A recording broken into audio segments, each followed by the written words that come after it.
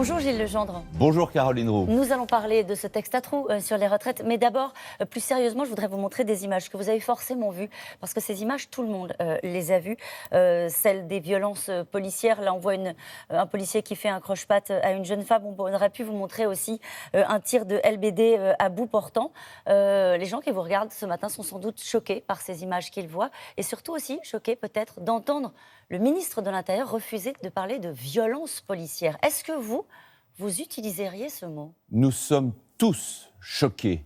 Et notre principal ennemi dans cette affaire, ce serait la banalisation. Je pense qu'il y a quelques années, des événements comme ceci auraient provoqué beaucoup plus de bruit, beaucoup plus d'indignation. L'indignation est mauvaise conseillère, c'est l'action qu'il faut. Les mots. Et les mots. Parler de violence policière, ça vous choque, Gilles Legendre ? Écoutez, peu importe. Ah non. Ce qui compte, c'est la manière dont on va au cœur de ce problème et qu'on se pose les bonnes questions. Pourquoi en est-on là ? Vous auriez pu aussi citer, Caroline Roux, le policier qui s'est fait renverser par un fourgon volontairement et qui est décédé. Vous pourriez aussi citer l'augmentation de 70% des suicides dans la police en 2019. 70%. Donc, cela veut bien dire qu'il y a autour du maintien de l'ordre un certain nombre de questions que nous devons nous poser et que nous nous posons et que Christophe Castaner se pose pour répondre à cet enjeu de maintien de l'ordre qui passe par deux choses. Mettre fin à des violences qui sont inacceptables et qui n'existaient pas avant dans les manifestations. Vous renvoyez ces violences des deux côtés, vous les renvoyez dos à dos. Je dis qu'elles sont le termine juste ma phrase. Excusez-moi. François Sureau dit « Le monopole de la violence légitime ne peut s'exercer n'importe comment ». Il y a d'un côté une violence... Mais on est d'accord, Caroline Roux, et le ministre, et les ministres, et le gouvernement, et nous-mêmes sommes parfaitement d'accord avec ça.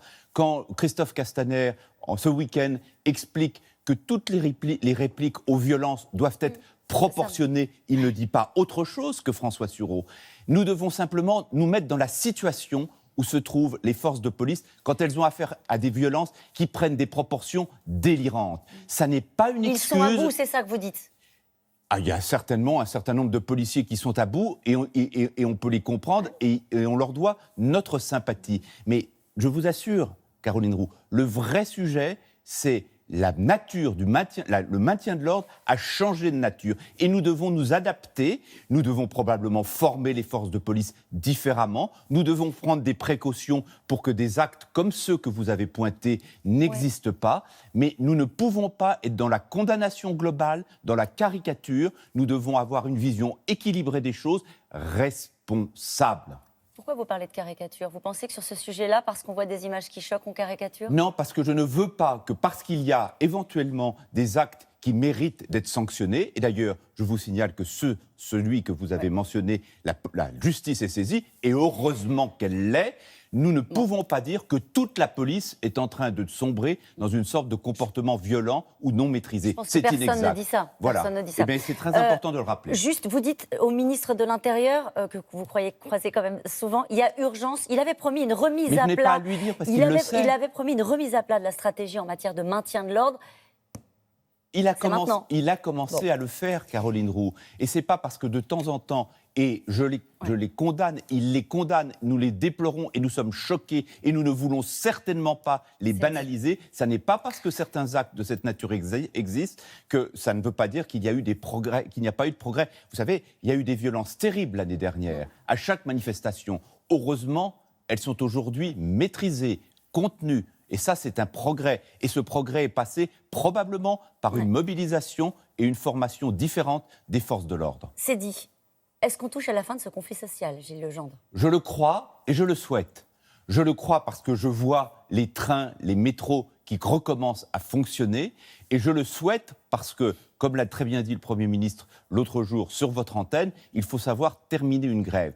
Et tous les éléments sont en place pour que cette grève soit terminée. Et notamment, Caroline Roux, le fait qu'aucun gréviste ne peut aujourd'hui se sentir humilié par la manière dont se conclut ce conflit. Y compris ceux qui demandaient le retrait du texte ? Et qui le demandent encore ? Et qui le demandent encore. C'était une revendication excessive, jusqu'au boutiste, mais ça ne veut pas dire qu'ils n'ont rien obtenu. Qu'est-ce qu'ils ont obtenu ? À la SNCF, à la RATP, ils n'ont pas obtenu une chose, c'est la fin des régimes spéciaux. Et nous avions été très clairs là-dessus.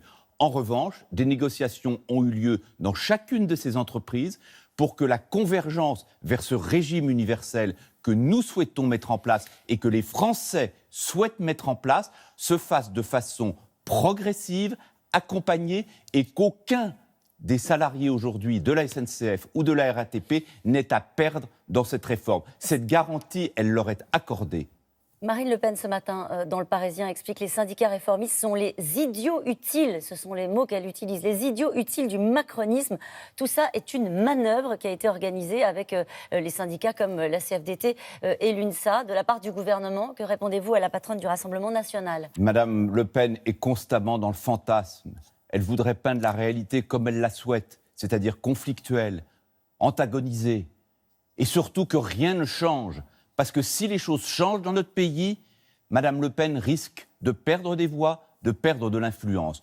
Nous ne voulons pas changer le pays pour faire baisser l'influence de Madame Le Pen, même si nous en serions très heureux. Nous voulons faire changer le pays pour y apporter des progrès. Et la réforme des retraites que nous apportons, elle apporte des progrès, et elle apporte des progrès pour les populations les plus fragiles et les plus vulnérables de notre pays, dont Madame Le Pen se contrefiche, n'a jamais pris la défense sur les petites retraites, les carrières hachées, les retraites des agriculteurs. Est-ce que vous mettez les enseignants dans cette catégorie ? 500 millions d'euros pour la hausse des salaires des enseignants dès 2021, destinés à compenser les effets de la future réforme des retraites ? Mais je suis heureux que cette négociation avance. Jean-Michel Blanquer avait promis d'ouvrir cette discussion avec les syndicats d'enseignants. 500 millions, c'est un début. Nous avons toujours dit que cela se ferait progressivement. Mais ça commencera dès 2021. Ça commence dès 2021. La promesse initiale sera tenue. Gilles Legendre, est-ce que vous comprenez quand même la colère de certains députés qui ont à cœur leur mandat et qui sont très remontés parce qu'on va leur demander de se prononcer sur un texte qui engage des millions de Français, l'ensemble des Français, les retraites, un texte à trous, c'est-à-dire un texte... C'est quoi un texte à trous, Caroline Roux ? Je vous entends parler de ça depuis tout à l'heure, mais c'est quoi un texte à trous ? Parce qu'un texte à trous, c'est un texte qui ne comprend pas la partie de la réforme financière qui sera renvoyée à plus tard. C'est-à-dire qu'on va leur demander de voter un texte alors même que le volet financier sera validé à la fin du mois d'avril. Ils sont un peu remontés. Alors, d'abord, je ne suis pas sûr que les députés de la majorité soient remontés. Ah ben non, forcément. Mais forcément. Mais attendez, ça n'était pas joué, cet accord politique. Et j'ai toujours dit au Premier ministre, au gouvernement, aux ministres responsables, qu'en l'absence d'accord politique, la discussion au Parlement serait difficile, y compris pour la majorité. Elle sera facile, mais là ? Pour la majorité, ah oui.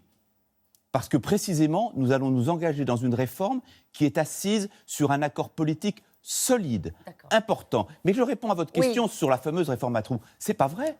Excusez-moi, ça n'est pas vrai.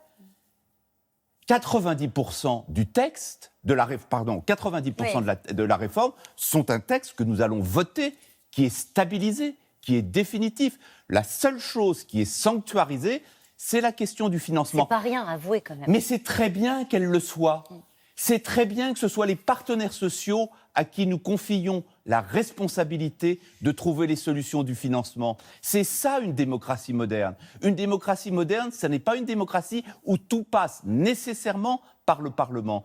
Et les dispositions qui vont sortir de cette conférence du financement, le Parlement aura son mot à dire, notamment par une loi d'habilitation qui encadrera l'action du gouvernement, qui lui-même sera chargé d'entériner l'accord et les dispositifs mis en lumière et découverts par la conférence de financement. C'est un fonctionnement normal. C'est bien la démocratie sociale. Et une des raisons pour laquelle mon groupe était si attaché à cet accord, c'est que nous croyons à la démocratie sociale. Nous ne pouvons pas changer notre pays et le transformer uniquement par des lois et des règlements. Nous devons y embarquer les corps sociaux, les corps intermédiaires qui jouent un rôle fondamental pour nous faire comprendre ce qu'est la réalité du pays. Merci à vous, Gilles Merci Legendre. Caroline Roux.